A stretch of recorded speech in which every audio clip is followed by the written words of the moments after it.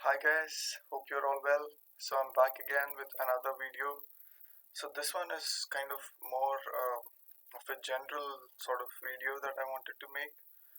Um, so this is sort of follow up on the post that I made about Dravidian languages. So as I mentioned in my post on LinkedIn, one of my missions, uh, professional missions in terms of what I want to achieve in my career is to raise awareness about indigenous languages. And I mean, the reason this is so close to my heart is because of all my experiences. So, yeah, in 2012, when I went to grad school in the US, the level of awareness that there was about Dravidian languages was so low. People had no clue where these languages were spoken. And on top of that, they had all these misnomers that Dravidian is the same as Tamil. So if you say, okay, I speak a Dravidian language, oh, so you speak Tamil? And I'm like, no, no, there is multiple languages. There is at least more than 25 Dravidian languages. And so that's one thing. And the other thing is also we have all these misnomers about the relationship between ethnic identities and linguistic identities, and who is Dravidian, who is Indo-Aryan, etc. So I've written about it a few times, both on my blog and also on in various posts on social media. But I thought you will see my thought process if I just talk to you directly about this topic. So yeah, this is a very sensitive sort of topic because people get riled up pretty easily when you talk about ethnic origins and identity questions of identity, because these are all politically overloaded questions. So you have all sorts of politics around these topics. So okay, so let's kind of break it down. Okay, so I'll tell you about what my personal journey has been. Okay, so as I mentioned many times, I was born in South India, and specifically in the state of Andhra Pradesh. I grew up, so I was born. So yeah, so the first 15 years of my life, I lived between these two cities, three cities actually. So Hyderabad, Vijayawada, and Guntur. So these three cities. I was born in Guntur. I grew up for the most part in Vijayawada, where my parents were working, but then I used to spend the summers in Hyderabad. So anyway, so the point that I wanted to make was, so this question of identity is something very, you know, um, is something very. It requires a lot of explanation because it's not, it's not like so yes, so India has a very unique. It's not very unique, but it's very peculiar sort of like social structure. We have this hierarchy, etc. So I mean, we have this caste-based hierarchy, regional hierarchies, etc. So, and then people carry all these stereotypes that South Indians are dark, they are small, they are they look a certain way, they eat, they have certain food habits, etc. Similarly, I mean, there are stereotypes about each and every region, about each and every linguistic group, each and every caste, etc. So one of the things that stuck with me while growing up was the fact that I look very different from my peers. So I was often, anyone who has visited Andhra Pradesh, I don't look very different, but then there's a slight difference. So you can, I mean, my body language and my, gestures, etc. They're probably the same as uh, any native Telugu person. But I mean, I don't know. So I'm just telling you honestly my experience when I was growing up. So my experience was people thought I looked different, and they had all sorts of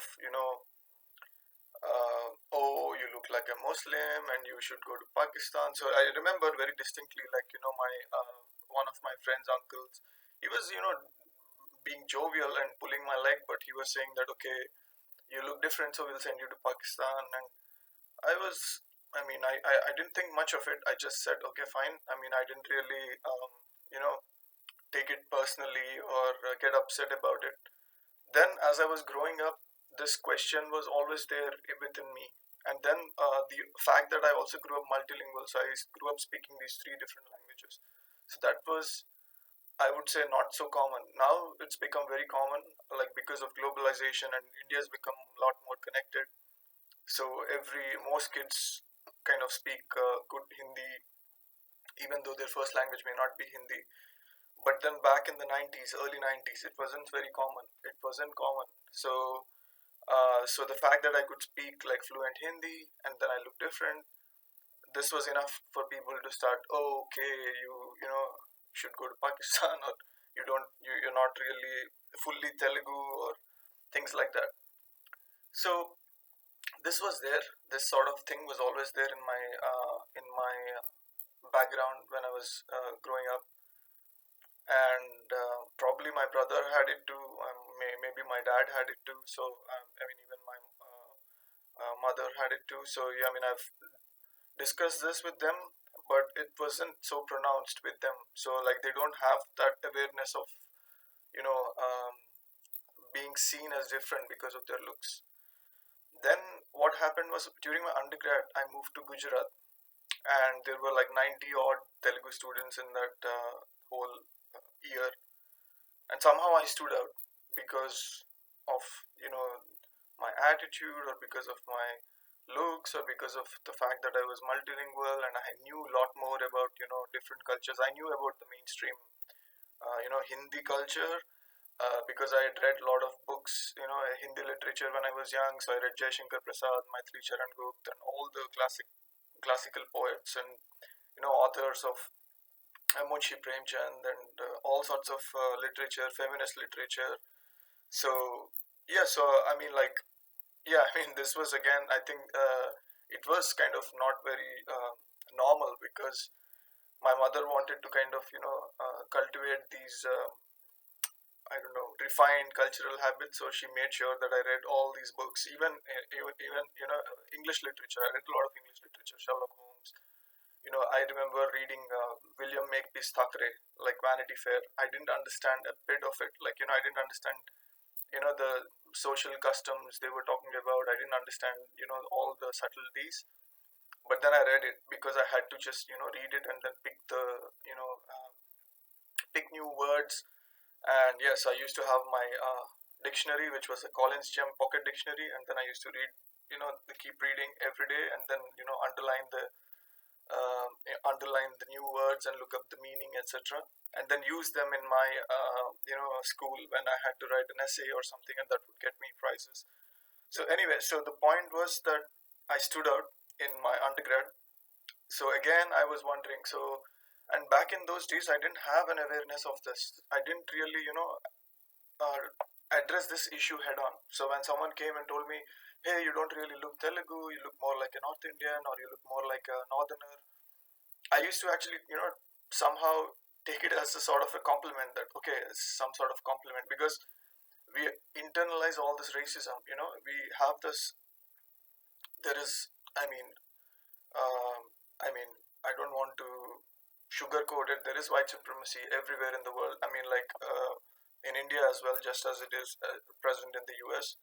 So yeah, so when someone comes and tells you that, oh, you don't look dark, you don't look small, and you look more like the northern type, so you actually feel that, okay, wow, so they're probably complimenting me. But that's actually a very, very damaging thing.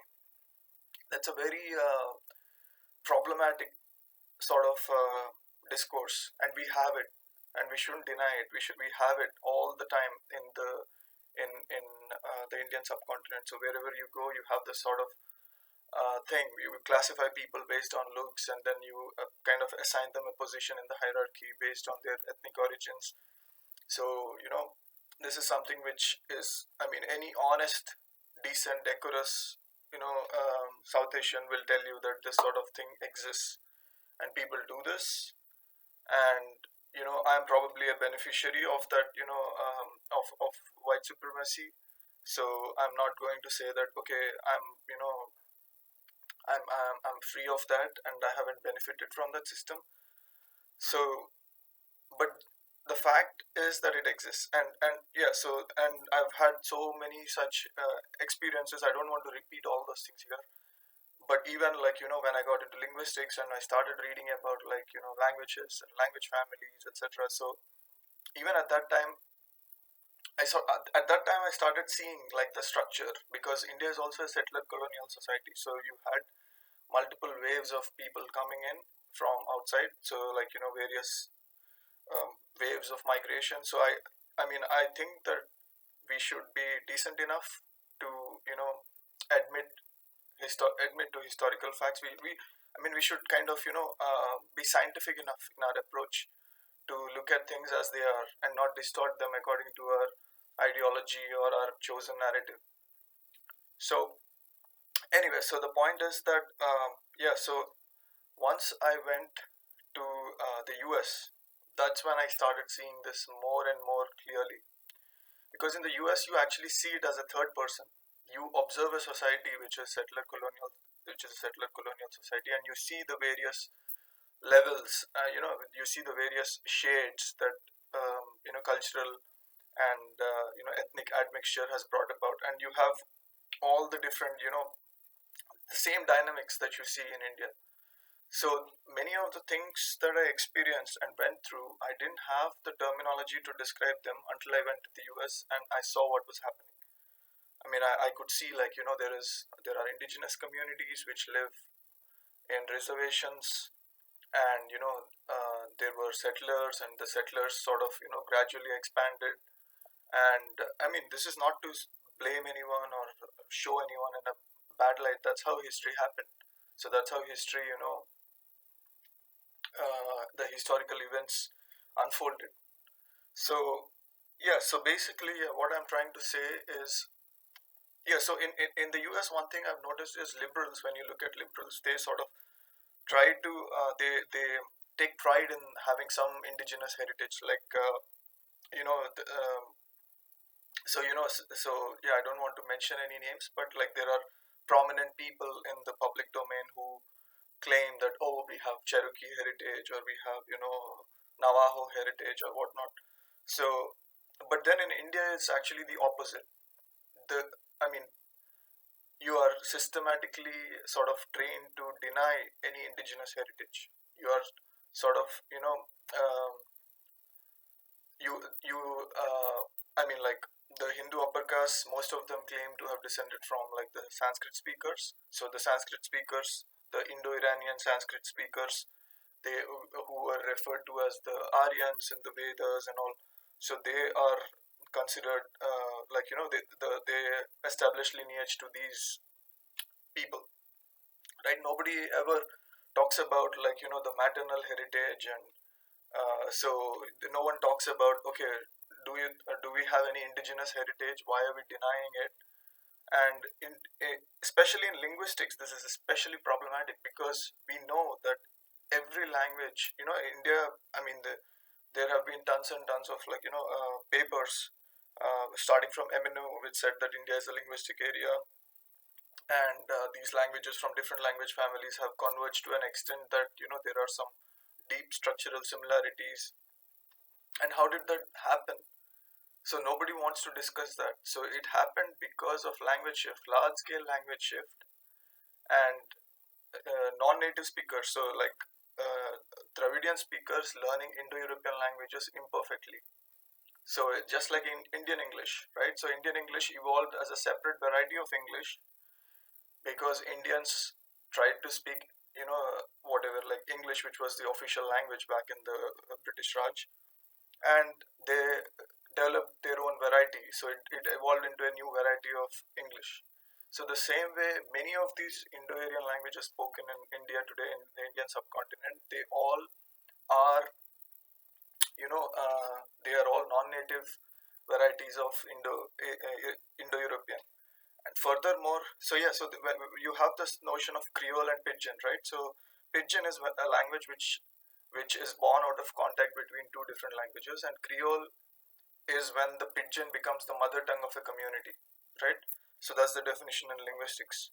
So most of these languages are creoles, and there is plenty of work on this. So even I mean, I mentioned. I probably, I don't want to, because the list is exhaustive. I can't really mention all the names, but I'll add some references. So if you look at the Cambridge University Press volume on Dravidian languages by B.H. Krishnamurti, the late eminent Dravidianist.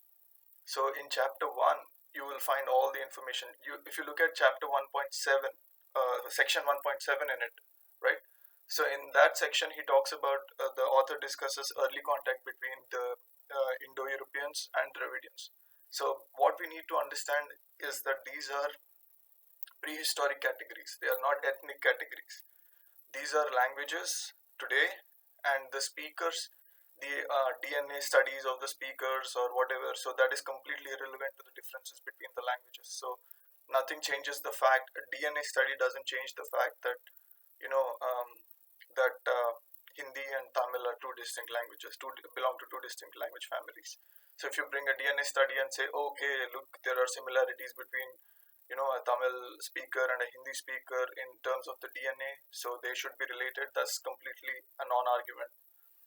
So yeah, so if you look at the section 1.7 that I mentioned, so what we see is, even at the earlier stage of the Vedic texts, you see that there is, contact between the Aryan tribes and like the non-Aryan tribes. So they were so the Aryan tribes were fighting among each other, and they were seeking alliances from the, non-Aryan people who were living in that region. So they use various terms to describe the, uh, you know, the non-Aryan, non-Indo-European speakers in those texts. So you have words like Pacham, Krishnam, the same thing that today they are saying that, okay, dark skin, and then they speak in unintelligible languages. So yeah, so there are all these descriptions, and more importantly, yeah, so they were forming alliances with these non-Indo-European populations, and even at the earliest stage there was a lot of admixture, and we know that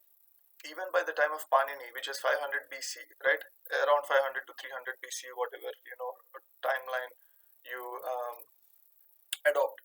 So even at that stage, Sanskrit had ceased to be the mother tongue. So the most of the population was speaking in Prakrits. The priestly caste had access to Sanskrit, but even the priestly caste did not speak Sanskrit natively. So they were speaking Prakrits at home. So they had the Prakrits are the languages. So these are all the dialects which were created from Sanskrit due to the Dravidian speakers speaking them imperfectly, learning them imperfectly. So that's very important. And I actually did some interesting work last year where I tried to model this quantitatively. So this was actually in 2018, the same phase when I was jobless. So I was trying to do many things at the time. So what I tried to do was, I looked at the distribution. So I tried to model the emergence of like retroflex sounds in Indo-European languages spoken in South Asia. So you can do some sort of like modeling using probability. So you can extract the probability distributions of the retroflex sound. So looking at the context, extract the context vector of which context a retroflex sound occurs in, and then you can do this for various stages of Sanskrit, from the earliest stage, so Vedic, then classical Sanskrit, so the epics, and then epics and Upanishads, and then you go on, like there are so many different texts. So you have various the Buddhist Sanskrit, and there is other kinds of Sanskrit, and then you have the Prakrits. So you have Jain Prakrit. Prakrits recorded a lot of texts because of Buddhism and Jainism. So you can extract the distribution of the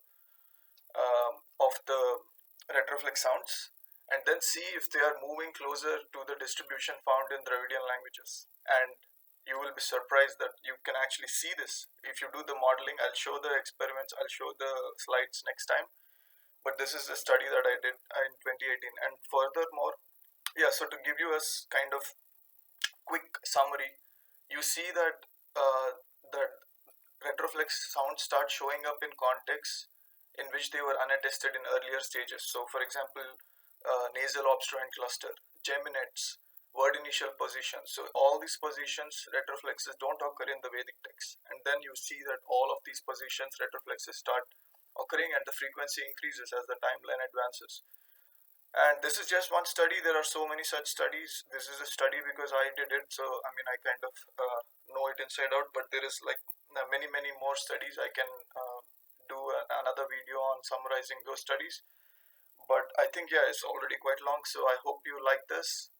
And as I mentioned, this is a controversial topic, but you need to think scientifically, rationally, and you have to also not bring emotions or hate into this. So because I'm saying something which challenges the mainstream view of history, if you get angry, fine. I mean, you can abuse me, I don't care. But the main point is we have to raise awareness. So what we need to do is we need to